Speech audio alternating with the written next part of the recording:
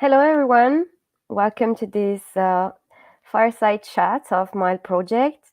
So today we would really like to sit with you for the next 45 minutes while navigating two of the 5 research reports produced by the research teams in the project. So basically, the main points of interest for this conversation, and I really hope that you will be staying with us until the end, lies in the assumption that EMIF-funded projects, so EU Commission projects focusing on integration and inclusion especially, might have acted as a springboard for some of the pilot policy initiatives, both at local and EU level, aiming at including migrants and refugees in the policymaking process. So take your nicest cup and welcome our speakers. So I'm very, very glad to have with us today Vanessa Cotterell. She's the coordinator of MILE project for UNITEE, the new European Business Confederation, which is a migrant-led umbrella organization of migrant entrepreneurs with more than 13 members all around Europe. Then we have Amandine Desile and Beatrice Tomasi. They are two of the researchers from INTEGRIM Lab, which is a nonprofit organization based in Brussels that provides mainly research services to various stakeholders and groups working on migration, inclusion, diversity, and social justice. And I'm as well part of the lab. And then we have Georgios Kandili from EKKE, the National Center for Social Research, that is a Greek public institution dedicated to social sciences. And since its establishment in 1959, EKKE created a research tradition in the areas of political sociology, social policy, and social geography and anthropology. So welcome to every one of you.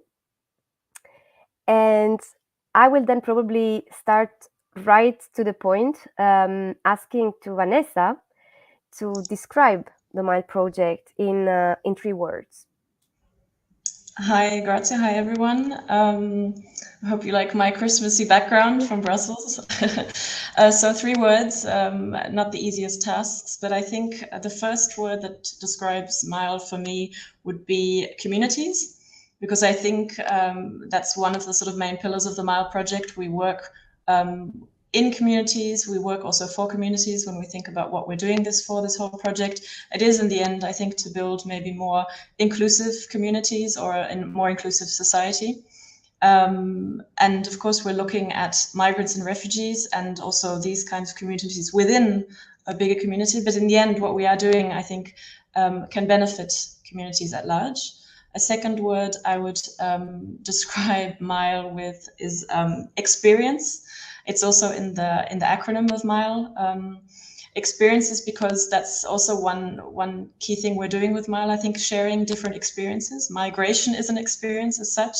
It's not something rational always, even though, of course, today we're talking about the research, but I think we can confirm that within all these different topics and policies, a lot is about experience, a lot of personal experiences. So I think sharing these experiences is also something MILE is trying to do. And maybe I think also highlighting the fact that it's through empathy and mutual understanding that we can understand a municipality's experience, we can understand a migrant's experience, we can understand how it is for someone to work within a municipality or a city, but also someone that is arriving and experiencing this kind of situation. And lastly, I'd use the word collaboration, perhaps. Collaboration is maybe the ideal scenario, what we could reach in a community or in a society. We're trying to do it through MILE. I think it's a good example. We have different groups, different partners in the MILE project that are collaborating, that maybe have never collaborated before. Researchers that are collaborating across different countries. And yeah, I think those would be the 3 words. Thanks a lot. And indeed, I will rebound on your 3 keywords, because what is really nice and striking in MILE is that there is this triangular collaboration between in each country that is represented in the project, between a research institution, a municipality, and a migrant-led organization. So speaking about this exchange and collaboration, my second question goes to Beatrice and then Amandine. So you both worked on a desk research that aimed at investigating the inclusivity of migrants in the policymaking process at the EU level. And this is the only research in my project that focused at the EU level.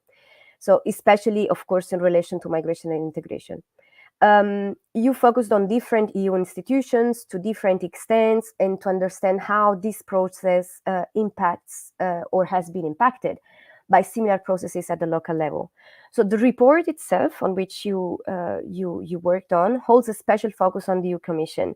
Could you tell us why, and also maybe to just extrapolate one of the most difficult challenge that you had to overcome during the desk research?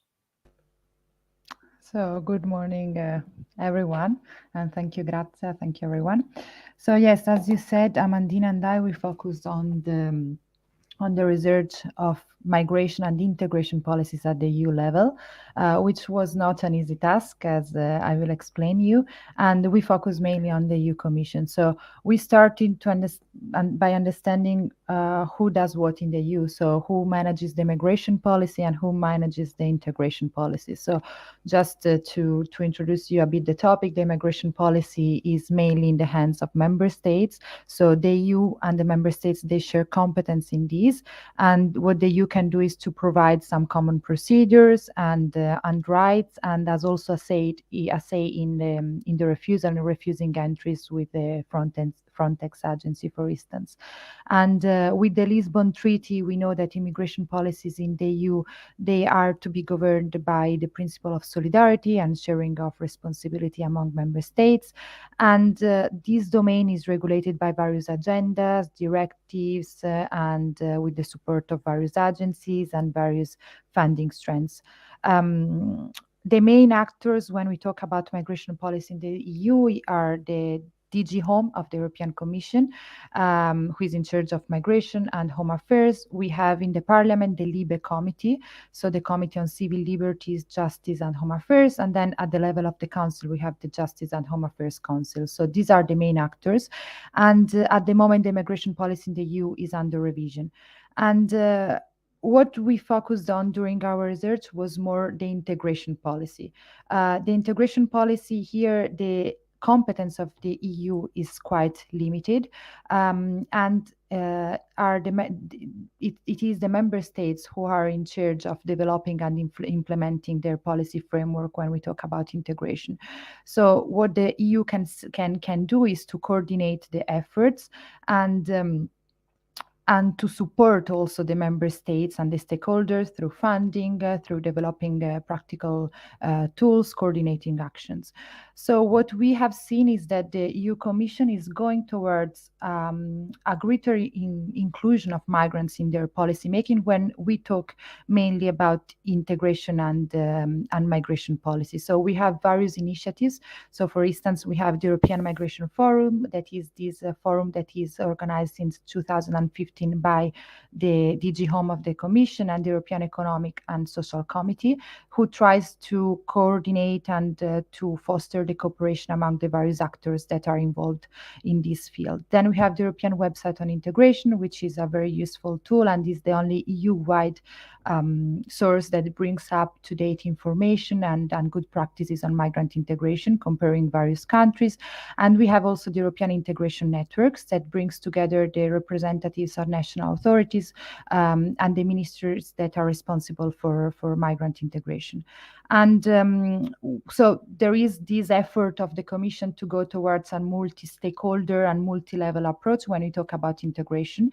And we have highlighted as a good practice that could inspire the local governments the creation of an expert group in DG Home, an expert group on the views of migrants in the field of migration, asylum, and integration that meets regularly and whose task is to advise the Commission on the general strategy, but also some specific initiatives in the field of migration and integration law and policies. So just to conclude this, the EU approach, the EU's actions in the field, they follow a multi-stakeholders and multi-level approach and involving various EU institutions, but also national authorities and increasingly also local and regional authorities and governments who are at the end who implement the policies on the ground, who are tasked with providing basic and vital services. So there is this growing synergy, and we have in 2020 the Commission launched an action plan on inclusion and integration for 2021 and 2027, and it is on this action plan that we focus mainly our research. And what we can see is that there is an increasing attention to the participation of migrants in our society, but more in terms of education, of health, of labor market. But what is still missing is another step, so the inclusion of migrants in the decision making. So it could be a further step that needs to be further developed. But what we have seen is that this is the trend. And just to answer to your second question, what was the difficulty? The difficulty was, from my point of view, the fact that it's a multi-stakeholder and multi-level governance.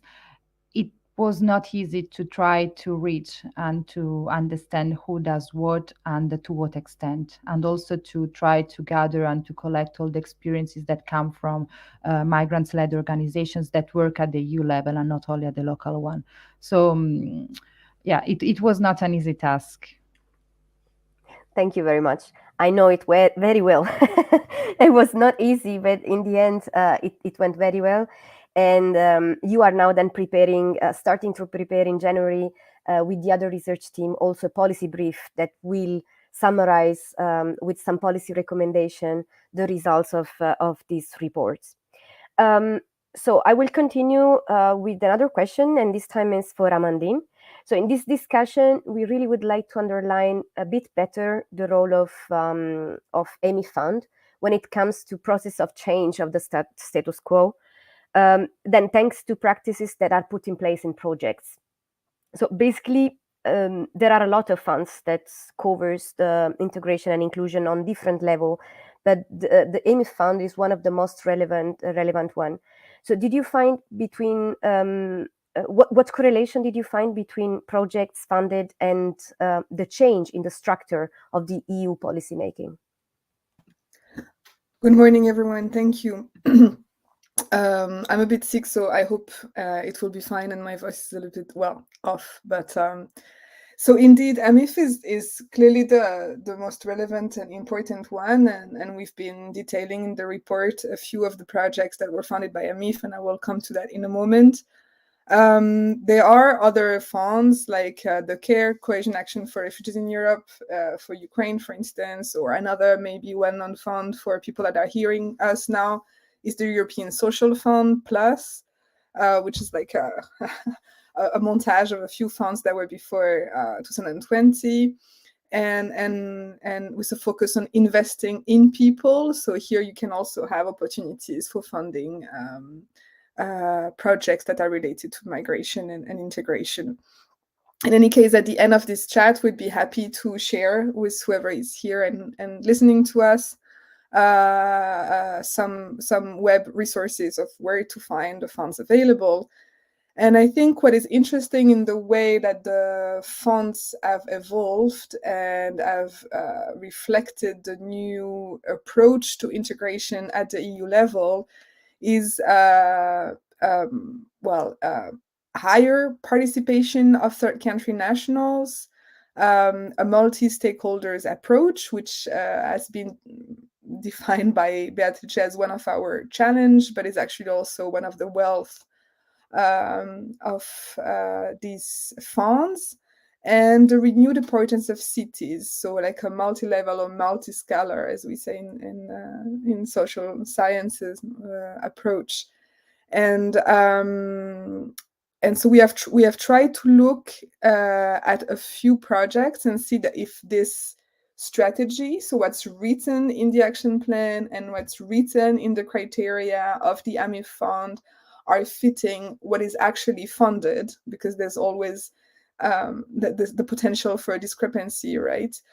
And so we've seen that projects are indeed taking up the challenge of organizing multi-stakeholders projects, of integrating like municipalities with migrant groups, with universities, with civil society organizations, with religious organizations, etc. Like there's a lot of different actors there.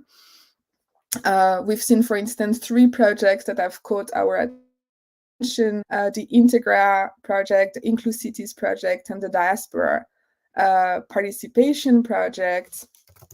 And so I wanted just to say a few words about them. Like the INTEGRA, for instance, has worked with a series of cities in Europe. And I think this is interesting because among the projects that we saw that were relevant, interesting, and taking up the challenge of including more migrant persons in the decision making, most of them are actually projects that include a range of cities across different member states. So you have this idea of networking, of city to city capacity building, etc., that comes quite across the different projects. So the INTEGRA is working like this. It's a city to city, local and cross-border networks to equip cities with the policies and capacities for third country national integration. And so they're doing like city integration labs, etc. Then you have this other project that we thought was interesting on empowering migrant voices,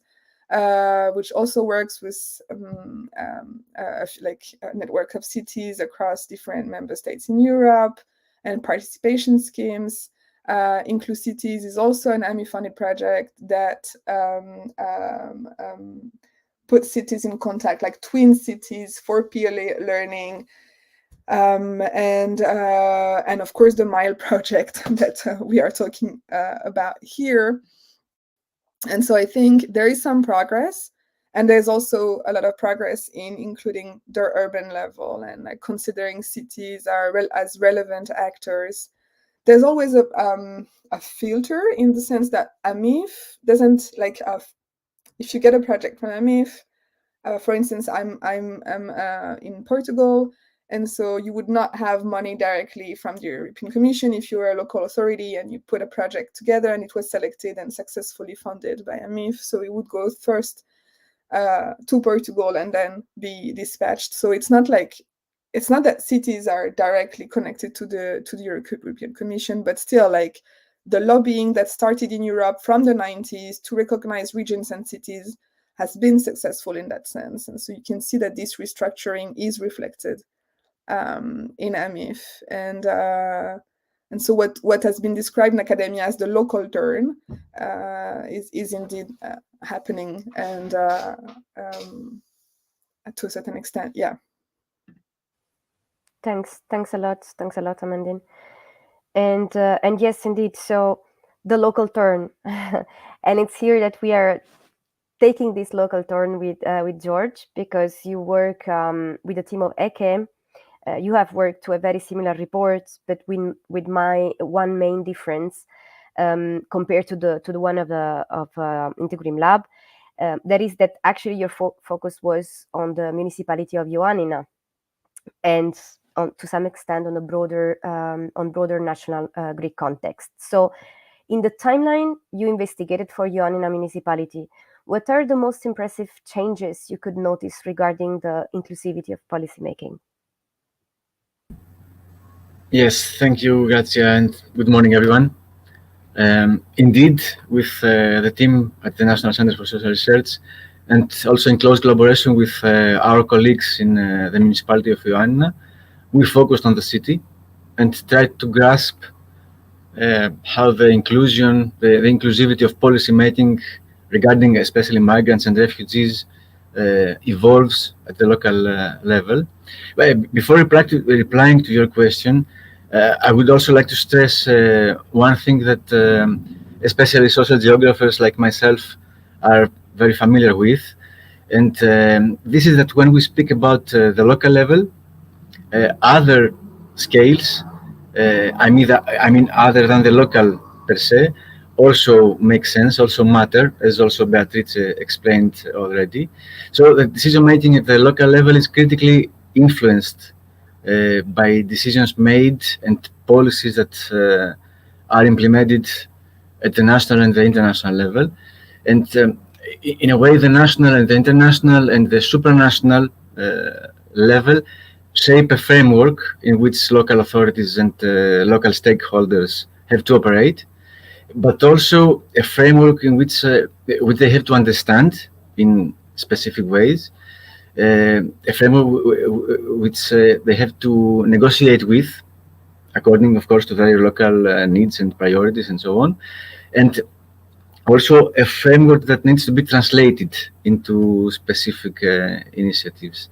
So one example of this in Ioannina, one that we included in our timeline, has to do with the so-called migrant and refugee integration councils in Greece.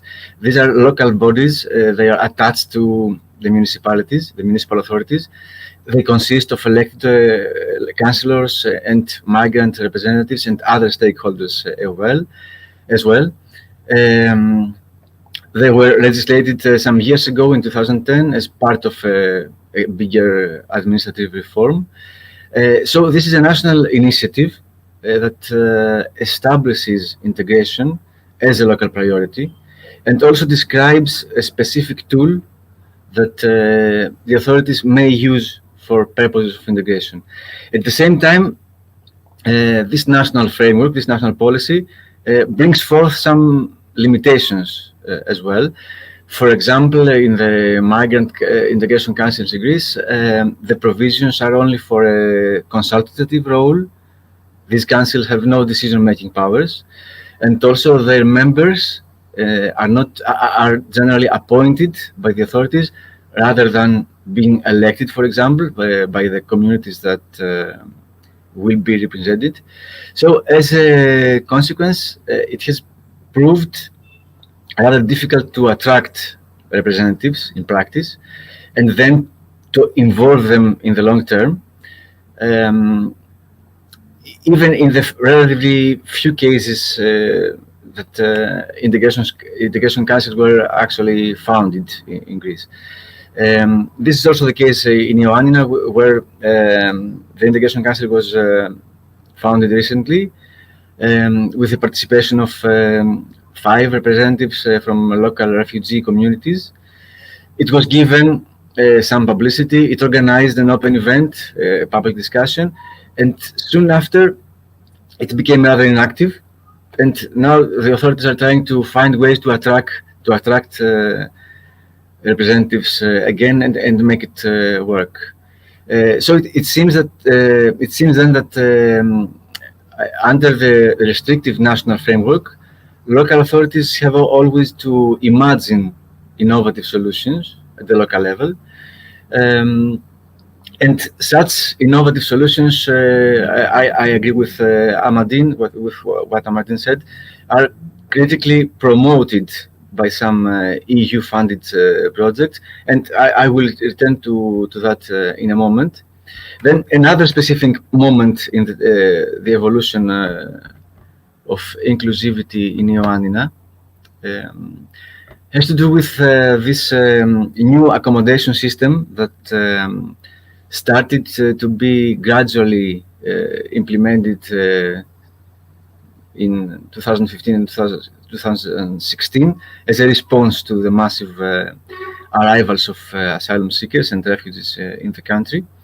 This system consists, as a matter of fact, of 2 parallel sectors, 2 parallel pillars. One which includes the camps, I mean massive accommodation facilities that are camps or camp-like facilities, and the other is the urban accommodation, an urban accommodation program, which was mainly addressed to the most vulnerable and offered accommodation in the rented sector in the Greek cities. Today, the second pillar, the second system, that of the urban accommodation, is about to come to an end.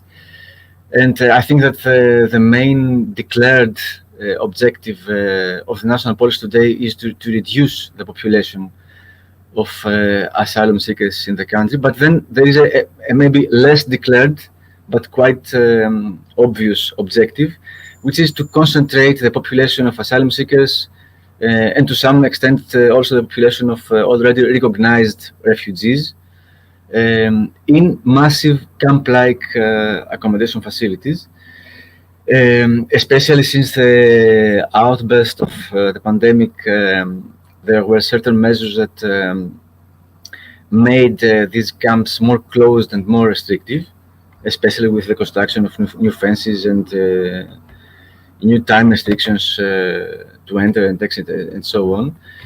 I will not speak especially about Ioannina because I realize that I don't have the time, but in any case, it's quite obvious that this kind of concentration and segregation in massive facilities is in a sense the opposite of inclusion and inclusivity in local politics and in the local society.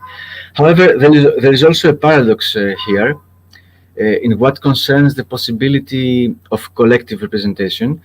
And I mean that among people living in facilities, it is generally easier to find community representatives for two reasons. One is that since people live in common places and face similar challenges in their everyday lives, they have reasons to organize, reasons and opportunities to organize themselves in a collective way.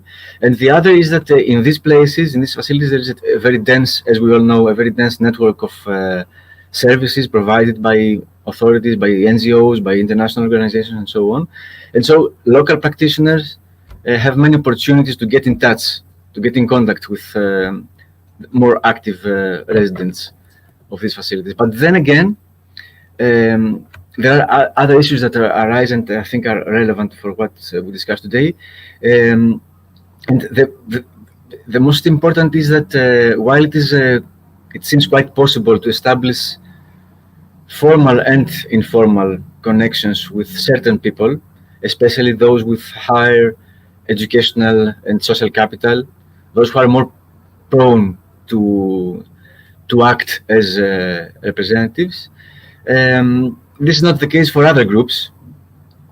For people who have possibly other roles in their communities, especially, for example, married women or older people and so on.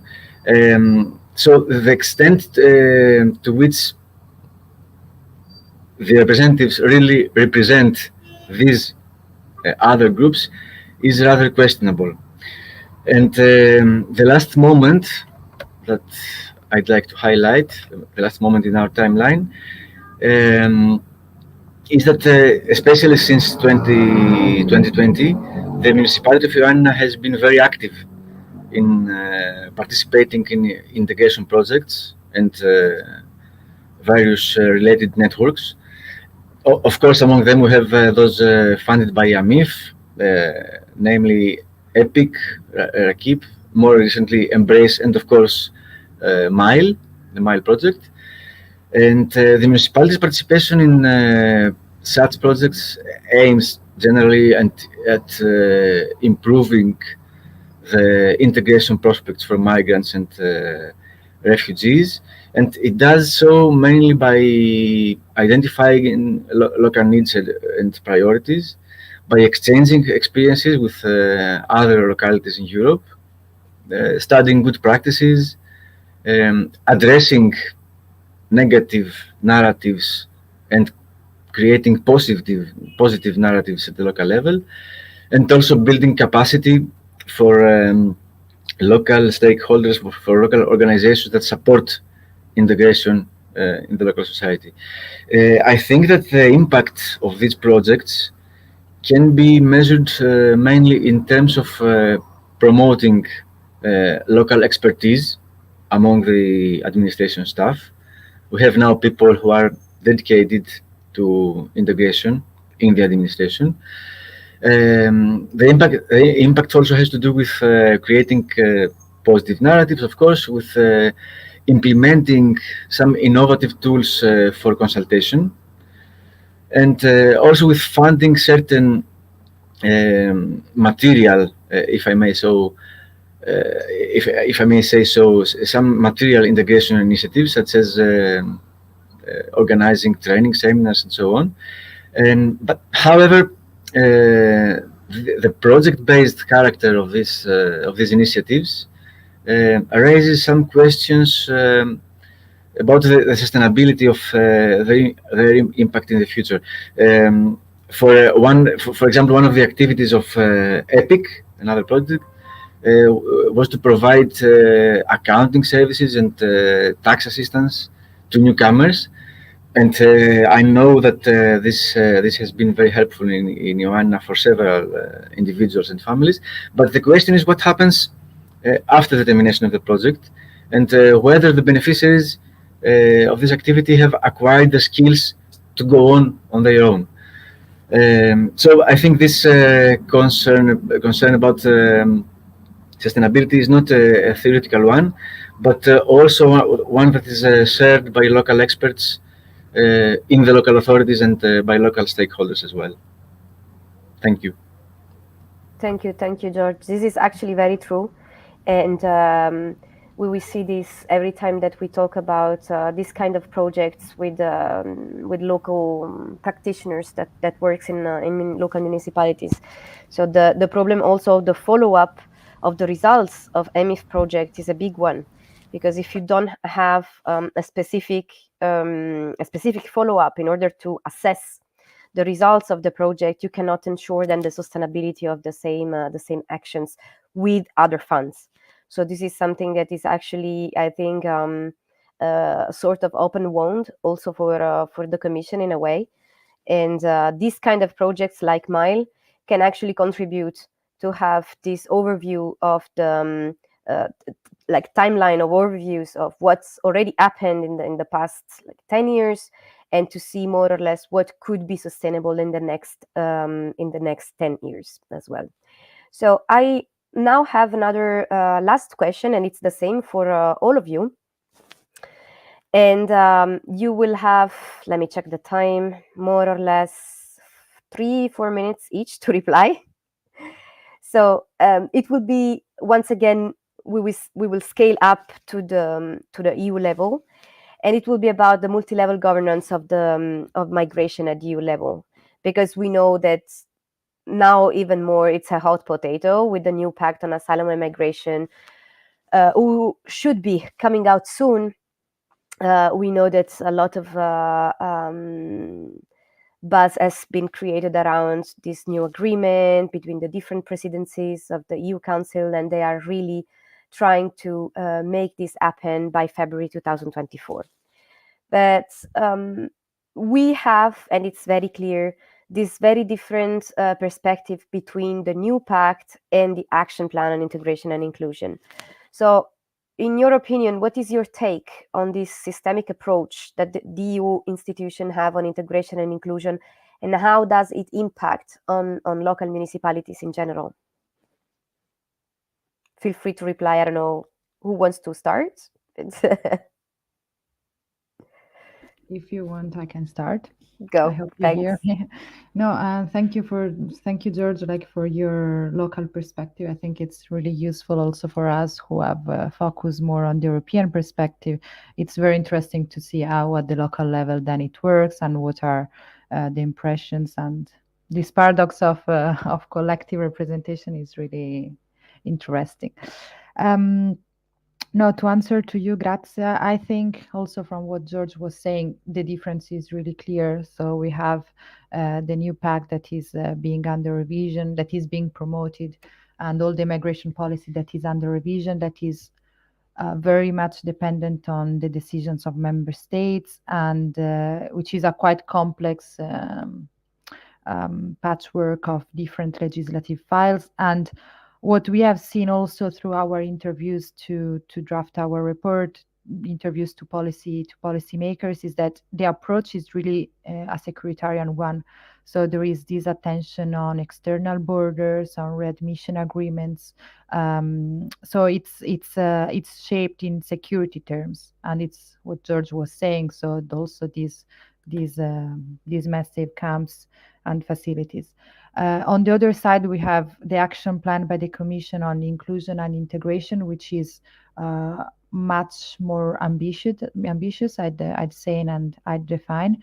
So it really pushes for a further inclusion of migrants in various migrants intended as third country nationals mainly, in the implementation, in the policy drafting and in the implementation of policies at the local level and at the EU level. So it's for sure it has another perspective. And it's also interesting to see that it doesn't focus only on integration, but also on inclusion. So this concept of integration as a dual process somehow. So that not only migrants are called to action, but also the hosting societies. So for sure is I mean, it's something that should be further investigated also at the legal level and from a policy perspective. But I think it's interesting to see how local authorities how they can push also on the immigration law, if there is some room of maneuver here, or if their only room of action is in the integration policies. So let's see what will happen and if they will succeed in completing all the procedures for the new pact by February 2024. Thanks a lot. Amandine, you want to go second? Yeah, sure. Thank you for the question. I think I like those questions. Do you want to go second? Well, yeah.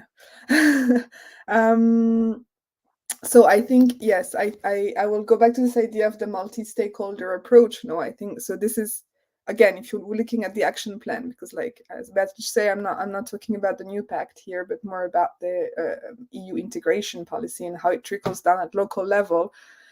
So this is kind of the wealth, but also the challenge here. It's that you're operating in a field with a lot of different actors, and like if you look, I mean, okay, we're talking about the local turn, and we're talking about how municipalities have like more margin of maneuver, they have more space to be innovative, to create, etc. But there's a lot of constraints, and there's not. I mean, it's difficult to say that there is convergence when we're looking at 130 southern local and regional authorities in like among member states. I mean, like it's impossible to see kind of one trend. So what we can see is that we have a lot of actors at EU level. The action plan is kind of like loose enough also to be interpreted in different ways.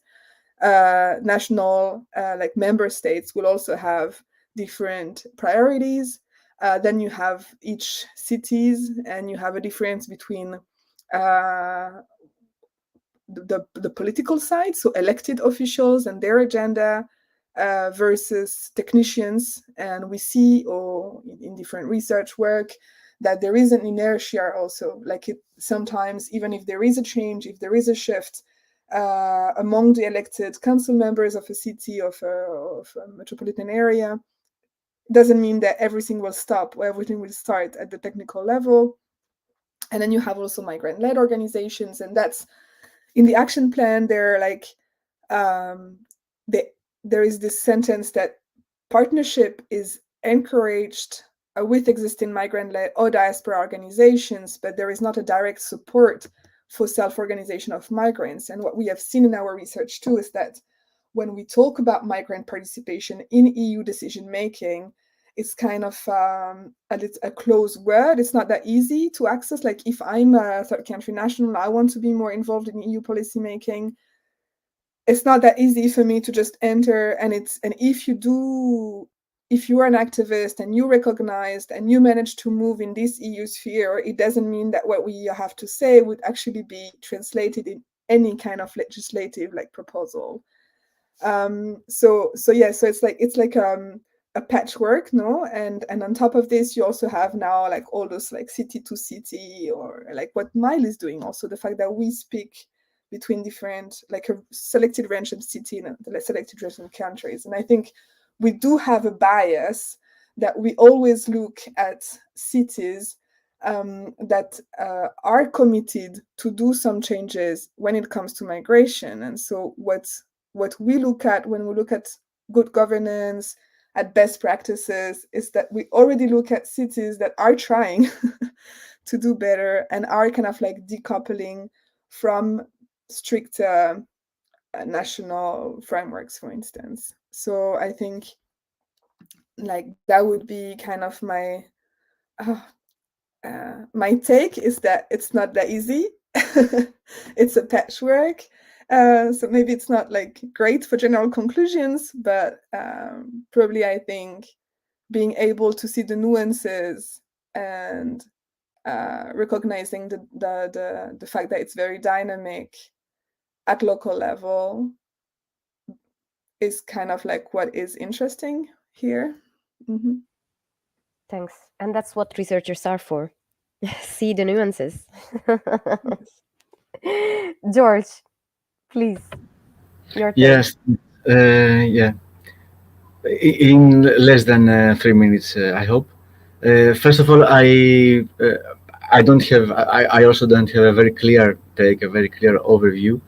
I strongly agree with both Amandine and Beatrice that the local turn is very relevant, and that it is very important for local authorities around Europe to continue to collaborate with each other, to exchange ideas, and also to get funding, for that matter, in order also to overcome existing national barriers and limitations through innovative methods and tools that they may try in practice.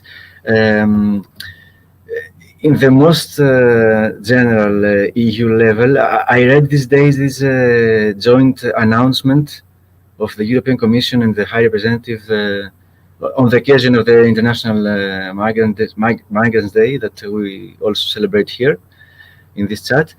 In this announcement, the focus is on issues such as the need for safe, legal, and well-managed migration, on the human and economic costs of trafficking and smuggling, on the so-called talent partnerships with third countries, and quite surprisingly, there is not a single reference to integration or inclusion in this joint announcement, let alone civic participation, of course, which tends to become obsolete. So, as the new pact on asylum and migration seems to focus more on things like border control, like the return policy, of course, and even on the detention of irregular migrants. My take is that I'm afraid, in a sense, that a more open and more active approach on integration, such as that we may find in the action plan, is being questioned in the EU. I don't know if this sounds too pessimistic, and I'm the last to take the floor here, but I think, however, that we have good reasons not to be very optimistic. Especially, let me make a joke, especially as long as this portfolio, the EC portfolio of promoting our European way of life in the EU, includes issues such as integration and diversity and equality, together at the same time with items such as European security, union, and the prevention of hybrid threats, apart, of course, of apart from supporting Qatar's labor policies. This is another issue, and so I think we have to be very reflective and to think about that. Thank you. Thanks a lot, George. It's as always also a matter of dialectics and what kind of narrative we choose to use. So that's actually very, very important. We are really going towards the end of this session. So just to conclude this chat with a nice Christmas gift for all of the people that are probably watching us or that will be watching us on YouTube or on Twitter. The new AMIF thematic facilities are out, so they have been released 1 week ago, and there is one specifically completely focused on integration on regional and local level. So it is also open to, of course, municipalities, to small municipalities as well. So I really advise you to go and check. We can probably post it also under in the comments on Facebook and on Twitter as well. And the new Emmy Fund should be released by mid-January next year, so 2023. So just to give you this this gift, this small gift. It's not from me. I'm very, very sorry. I couldn't, but at least we can share the information and share it also amongst our networks. Vanessa, do you want to have any closing words? Oh, okay. Thank you for that honor. Thank you for the gift too. No, I'd like to thank all of you, also those listening. I think there's been quite some interesting insights, and I think all Beatrice, Amandine, and George that kind of connected also made me realize that projects like MILE or also what researchers are doing in this field, that we're creating this space. And I think sometimes we shouldn't wait for policymakers to create that space for us, whether it's through action plans, etc., because obviously this will be guided by political decisions, often different forces that go in there. And I think civil society, but also projects working with migrants and refugees can create that space at a time when we think it's needed. And indeed, I think a lot of these things that have been said play into that. So yeah, those were my final words. Thanks a lot then. And yeah, have good and relaxing, I hope, festive season. And see you all back in 2023 then. Bye. Thank you. Bye-bye. Bye, everyone.